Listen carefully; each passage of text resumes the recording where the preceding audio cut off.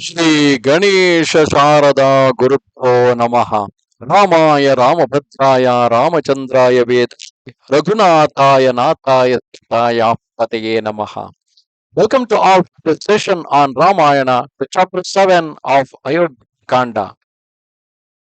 The whole world of Ayodhya is in a celebratory mood, and all people are involving in the coronation ceremony of Sri Ramachandra. Not necessarily everyone need to be happy with that.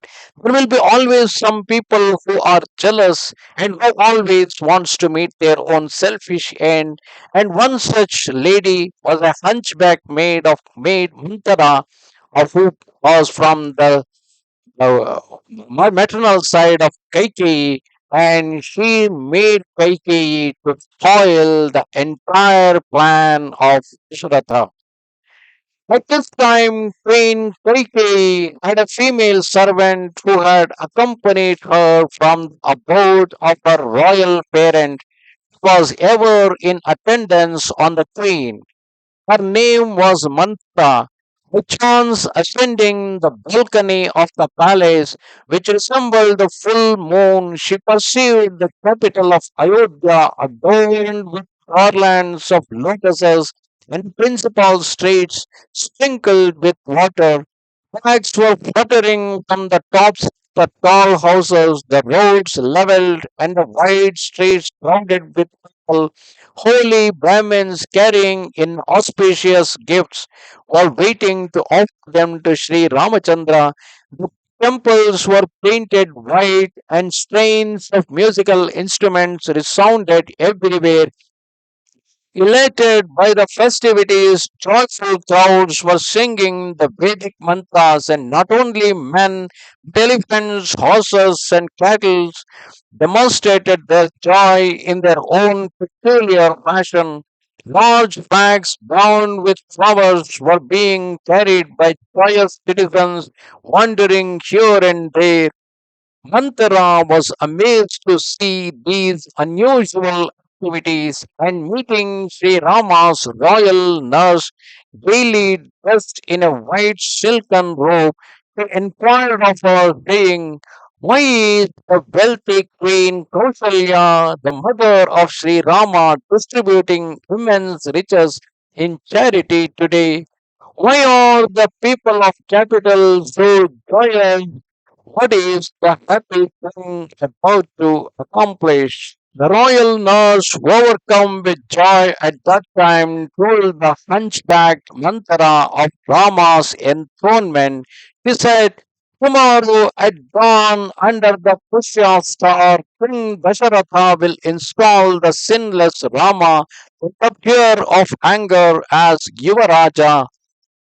The words of the nurse filled the hunchbacked woman with jealousy, wrath. Speedily descending from the high palace which resembled Mount Kailasha, that sinful woman, consumed with malaise, entered the bedchamber of Queen Kaikeyi, and waking her, thus addressed her: "Why are you sleeping, O deluded one? You are in imminent peril. You are you blind to your offerings, O dear one? The good fortune which you wanted is about to pass. You are enjoying is about to pass away like a river that is dried up in the summer season." Queen Kaikeyi, pained by the bitter words of the sinful hunchback maid, answered her, saying, "O Mantara, is all well? Why do I behold you with a gloomy mien? What is the cause of your distress?"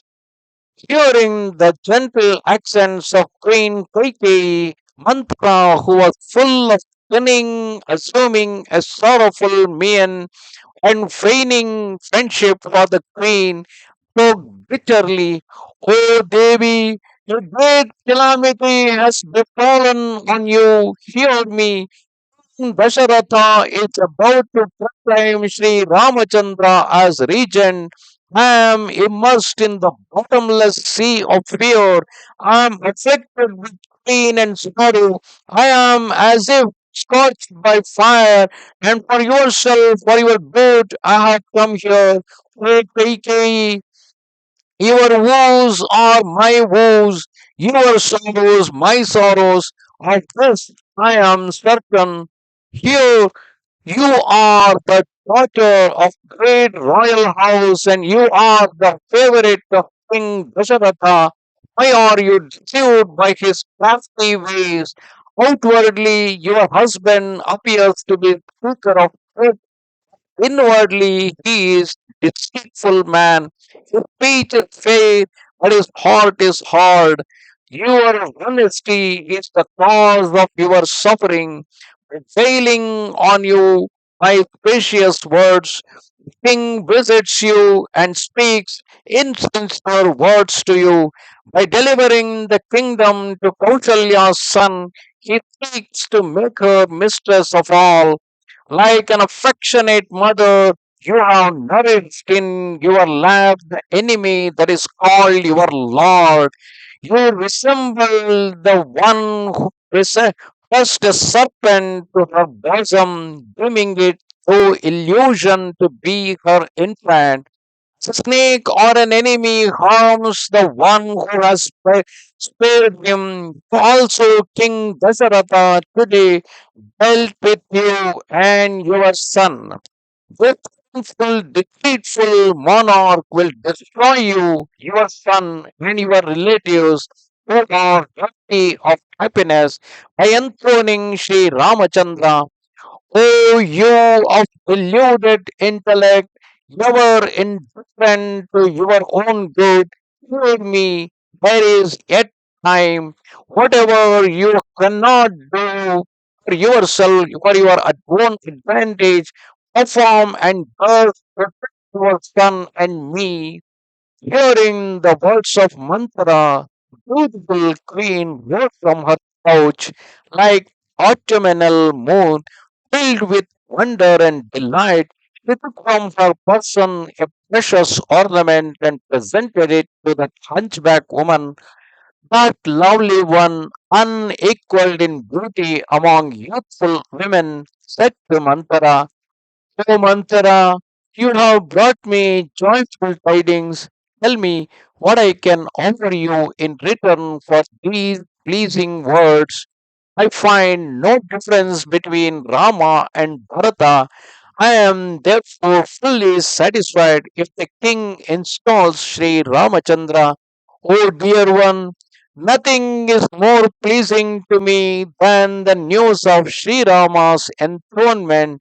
Ask for whatever pleases you, and I will confer it on you." Thus ended chapter 7 of Ayodhya Kanda in Ramayana.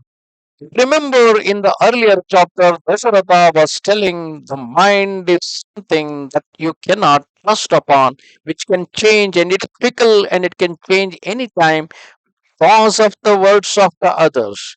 Nobody individually is a bad person.